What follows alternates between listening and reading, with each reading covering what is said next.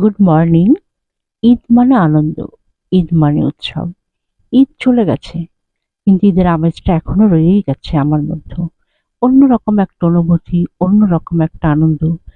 কারণ ঈদের পরও বেশ কয়েকদিন ধরে চলে দাওয়াত দেওয়া আর খাওয়া। হাতের মেহেদিটাও এখন ওঠে নাই। হাতের মেহেদিটা ঈদকে স্মরণ করিয়ে দেয়। হ্যাঁ, আমি সোহেলা ওয়েলনেস থেকে বলছি। কেমন কাটলো আপনাদের ঈদ? আমার কিন্তু এবারের ঈদ অনেক অনেক ভালো কেটেছে। আজ রাতে ডিনারে ইনভাইট করেছি আমাদেরই খুব ক্লোজ রিলেটিভকে। ওরা ৫ জন সদস্য। আমরা একসাথে খাবো, একটু গল্পগুজব করব, হই হুল্লোড় করব, এই আর কি। মাঝে মাঝে এরকম করলে জীবনের একঘেয়েমিয়তা কেটে যায়। আজ আমি বেশ সকাল সকালই উঠেছি। এটা আমার আগাগোড়ার অভ্যাস, সকাল সকাল ওঠা। উঠে আগে ব্রেকফাস্টটা সেরে নিলাম। তারপর ভাবলাম সন্ধ্যার কাজটা একটু এগিয়ে রাখি। এতে করে রাত্রে রান্নাটা সুবিধা হবে। সকালেই আমি একটা ডেজার্ট বানালাম। সবসময় যেটা লাচ্ছা সেটা তো খাওয়াই হয়, এটা একটু অন্যরকম করলাম। একটু নারকেল করে বেটে নিলাম, তারপর গরুর দুধটা বেশ খানিকক্ষণ ধরে জাল দিলাম। যখন ঘন হয়ে আসলো তখন খানিক গুঁড়ার দুধ আর চিনি দিয়ে জাল দিলাম। পরে ঠান্ডা হলে চুলা থেকে নামিয়ে ওর ভেতরে লাচ্ছা সেমাই দিয়ে দিলাম। সেমাইটা একটু বেশি দেওয়া হয়ে গেছে, যার জন্য বেশি শুকিয়ে গেছে। সবশেষে সেমাই ডেজার্টের মধ্যে খানিক বাদাম কুচি আর কিচমিচ দিয়ে দিলাম। সবশেষে ঠান্ডা হলে ফ্রিজে রাখলাম। এটা একটু ঠান্ডাই ভালো লাগে।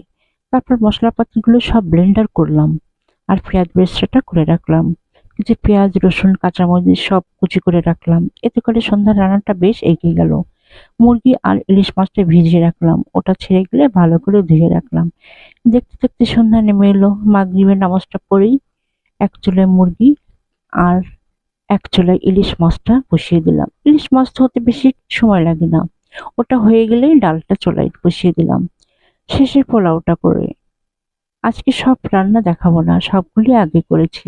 কেউ কিছু জানতে চাইলে ইনবক্স করবেন। সবকিছু রান্না শেষ। সবশেষে কাবাবটা ভেজে ফেললাম আর শসাটা কাটলাম। রান্নাও শেষ, দেখি কলিং বেলটা বেজে উঠলো। মানে রিলেটিভটা চলে এসেছে। ওই মুহূর্তে আমি ফোন করতে যাচ্ছিলাম, তো ওয়েলকাম জানালাম। খানিকক্ষণ ধরে গল্প করলাম। এখন খাওয়া দাওয়ার পালা।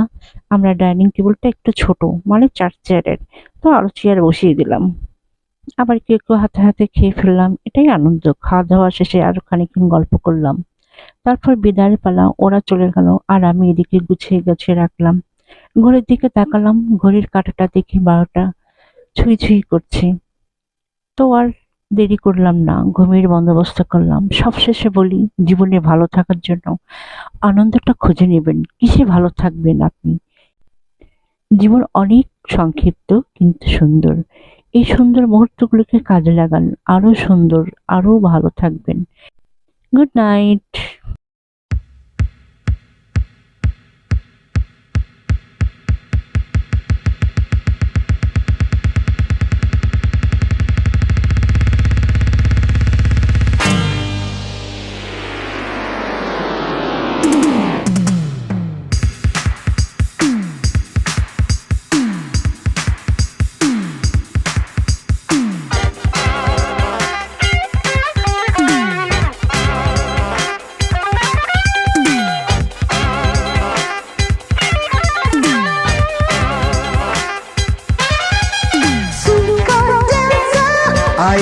आए हैं सुपर डांसर, नाचेंगे नाचेंगे सुपर डांसर, गाएंगे गाएंगे super dancer, super dancer, super dancer, आए हैं सुपर डांसर, नाचेंगे नाचेंगे